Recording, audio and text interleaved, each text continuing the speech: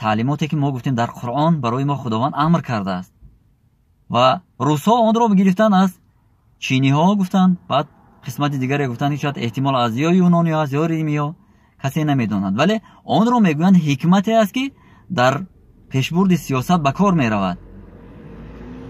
معنیش چنین بود که دوستانتون را در گرد و نوایتون نگه دارید، ولی دشمنانتون را کار کنید که از دوستان دیده با شما نزدیکتر باشند تا دولت شما پایدار باشد، تا روزگارتون آسودگی را پیدا کند.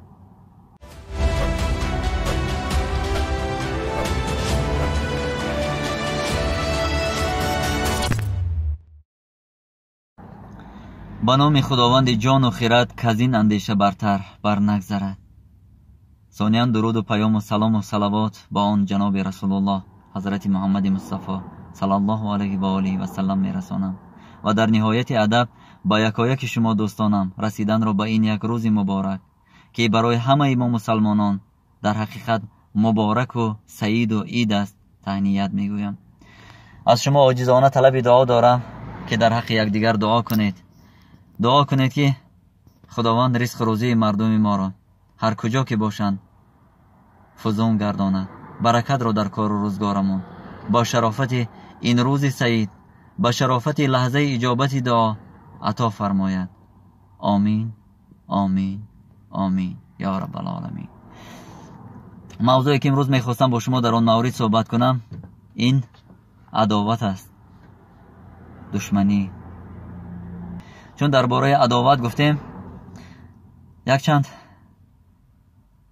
قصه، روایت، حدیث ها و آیه های کلام ربانی هم هست که خداوند و رسول او و افرادی که ما و شما از پند و اندرس های آنها استفاده میبریم به مثل شاعران، ادیبان، متفکران، فیلسوفان دائم ما را هدایت میکنند که همیشه در زندگی باید کوشش کنیم که دشمن نداشته باشیم، ولی چنین نمیشود، چنین هم نبوده. با وجود همه آن خصلت نکویی که جناب رسول الله حضرت محمد مصطفی صلی الله علیه و آله و سلم داشتند، ببینید که دشمنانشان چقدر زیاد بودند. امروز نیست، با وجود آن که بیش از 1400 سال شد جناب رسول الله از دنیا گذشتند، هنوز هم نفران پیدا می شوند در جامعه که خود را دشمن او نشان می دهند. خدا این گونه مردم را بیامرزد. و برای آن که ما و شما پیرو این گونه آدمان نباشیم، برای آن که ما و شما سعادت این دنیا و آخرت را پیدا کنیم، یک چند پیشنهاد به شما دارم.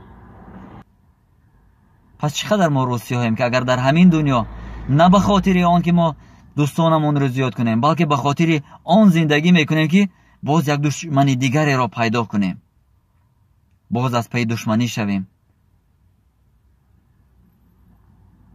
اگر ما در حقیقت پیرو رسول خدا باشیم، اگر در حقیقت خود را مسلمان احساس کنیم و مسلمان بگوییم و کسی البته بپرسد ما حتما میگوییم الحمدلله ما مسلمانیم، باید از خداوند شرم کنیم.